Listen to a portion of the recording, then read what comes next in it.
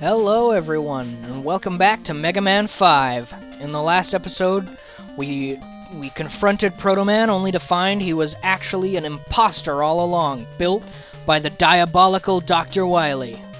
In this episode, we take on Wily and take him down. So I'd like to start by saying I love the design for Wily Castle in this game. It is probably my favorite Wily Castle design of them all. I know Mega Man 2 is the iconic one, and it's very good, but I don't know, something about it, maybe it's just overexposure. But Wily Castle 5 it's so perfect for him, I think. The giant dome, the claw over the one tower, the giant satellite. I think it's just got a really charming design that brings me a lot of joy to look at and see with my eyes, as a human does, because I'm human, just so you know. I know most people don't have to specify, but I figure it's important that you all know I am human. Ow. See, I feel pain like a human does. I don't know what this bit is. I'm gonna stop. And it is a bit. It is a bit. I swear I'm actually human and I'm not some kind of beast or machine in disguise. Come on. There we go. Really good Wily theme, too. Kind of at an awkward point to stop and let you listen, but when I hear the loop coming on, I'll do that. Uh-oh.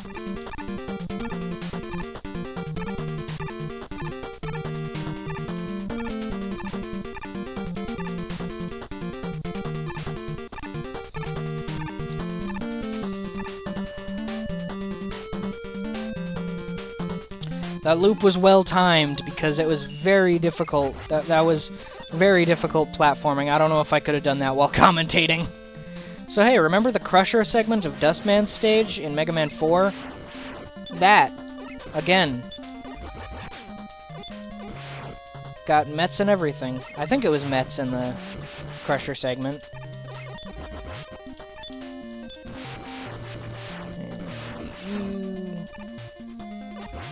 No, don't crush me. I don't want it. Pretty lame part of the stage, I gotta be honest. Not that it's, like, horrible, but it just takes a while. And the fact that it's a retread of a gimmick that's already been done is a little meh.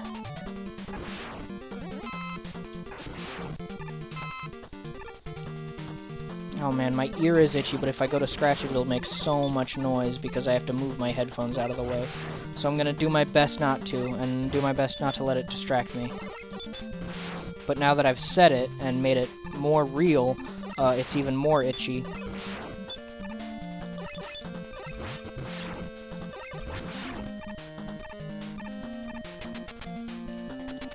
We're not gonna see much weapon use for a while, just because we are out of so much weapon ammo. And this guy is weak to Crystal Eye, which we have plenty of, but only the eyes are vulnerable, so you gotta jump at him, and so you shoot these parts with the Buster, and then you switch to Crystal Eye, and it just takes so long. If this was Mega Man 11 style, where you could use the stick to switch weapons, or even the shoulder buttons like Mega Man 7 and onward, it would be one thing, but the fact that this is an NES game and so you only have 2 buttons to work with just makes it take so long, so it's easier to just, use the Mega Buster. And I may die to him, but I'm not too worried about it because I don't have ammo that I'm missing out on if I die, so I'm probably not gonna E-tank. Yep, I died. Oh well. Oh well, who care? If I get close to dying again, I will use an E-tank just because I don't want this to take forever, but I was already kind of low health going in, so...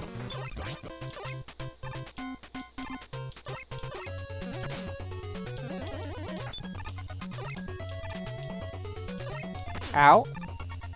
Don't know why I tap jumped there.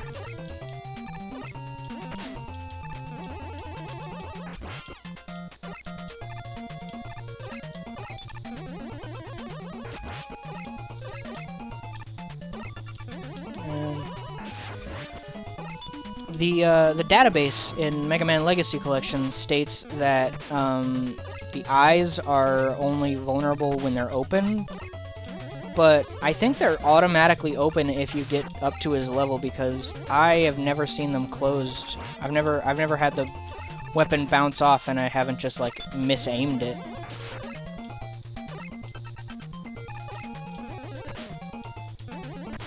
Ow. Just gotta take it a little slow there, because I don't want to accidentally use my M-Tank before the special allotted M-Tank time.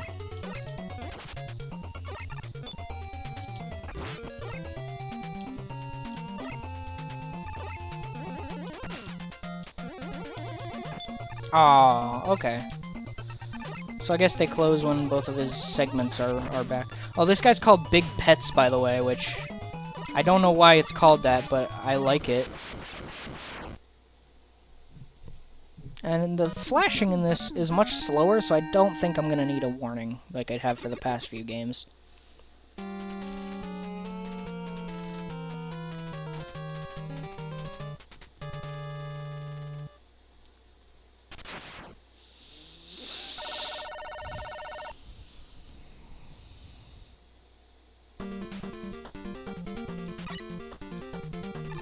We've got some stairs. I should have used that. Oh well.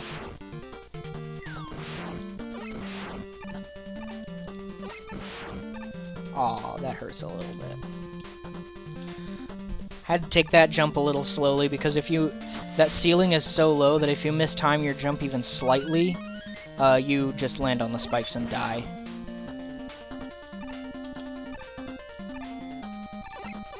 No. Okay, we're good.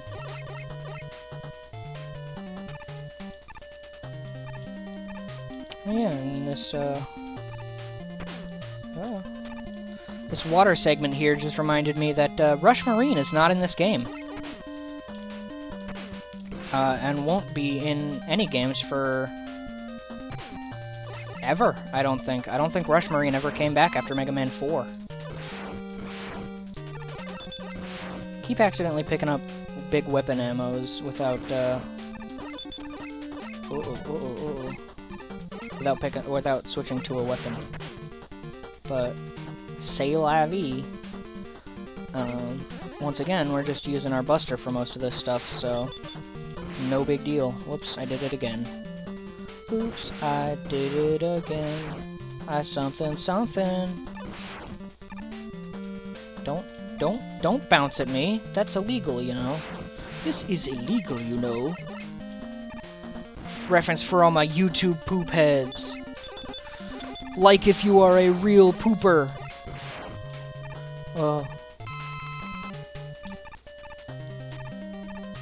Ay, a mouse.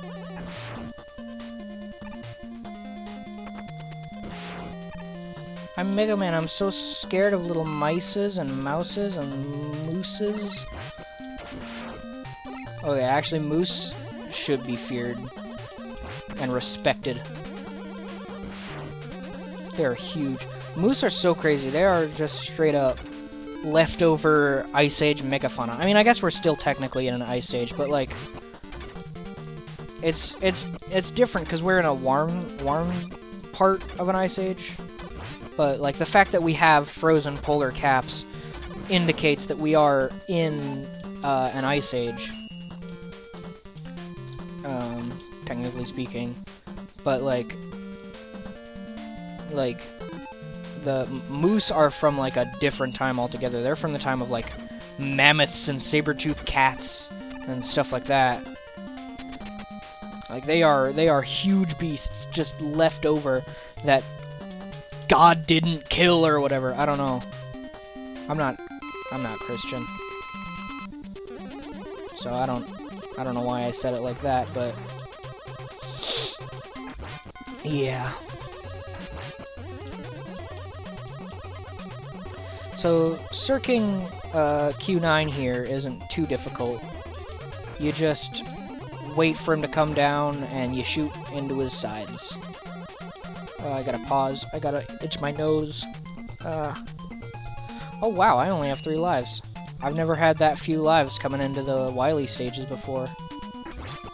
I guess I had 4 lives coming into the Wily stages because I died once against big pets. Oh.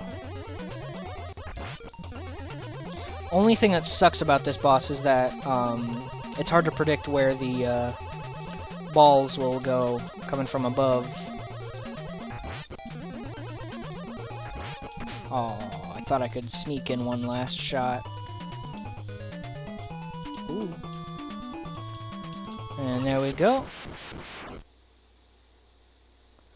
And Sir King Q9 is gone.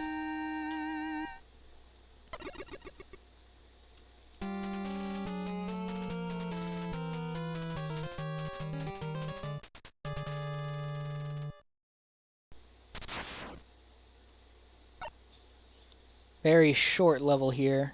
You can probably guess what that means. Grab that E-tank.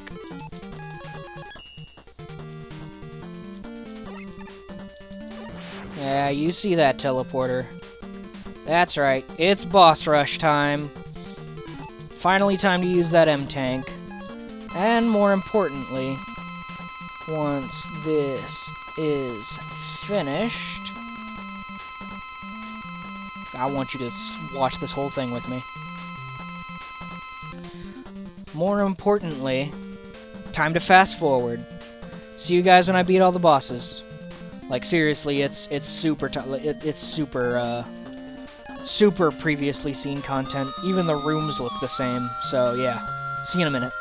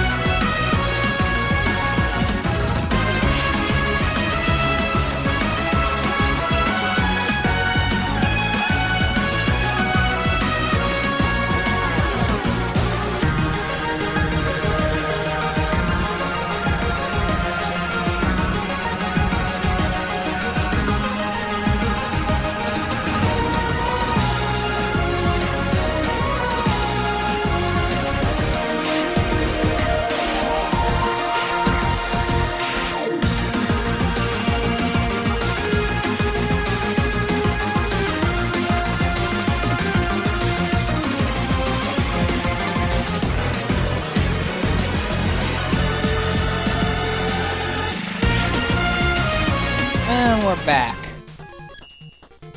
So, after beating the Robot Masters, we beat the Wily Machine, right? Now, this is the Wily Press.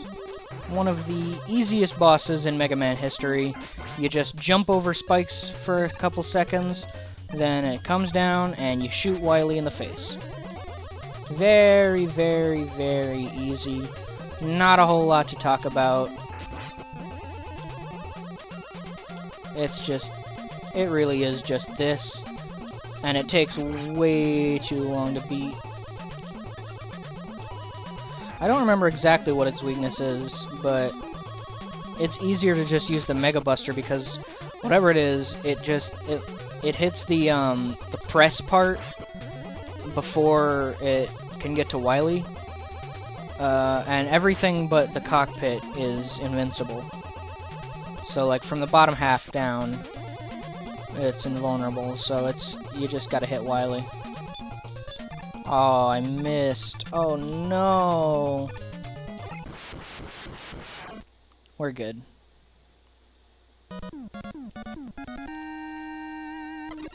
See, I didn't even take damage during that.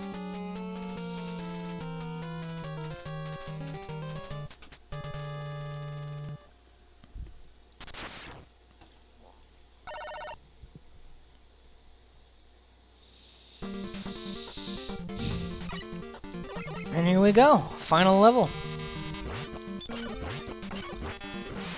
Those guys aren't too bad on solid, flat ground. Got a big fall. And another dude. Another ATST looking dude. Now it's on to Wily Machine 5. As far as I'm aware, the only Wily machine not to have 2 phases. That's why there's the Wily press.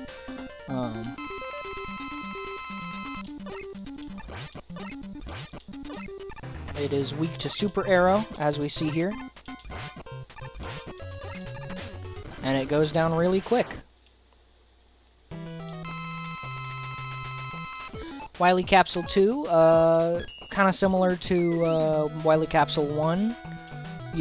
Only this time you have Beat, and you use an E-Tank because you take a bunch of damage like a doofus.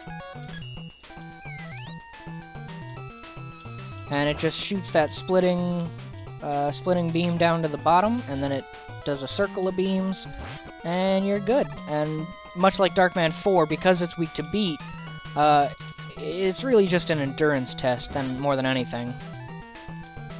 And I can endure. I mean, I gotta be patient with this game, and I gotta be patient enough with this game that I was able to beat it like 4 times before recording. So,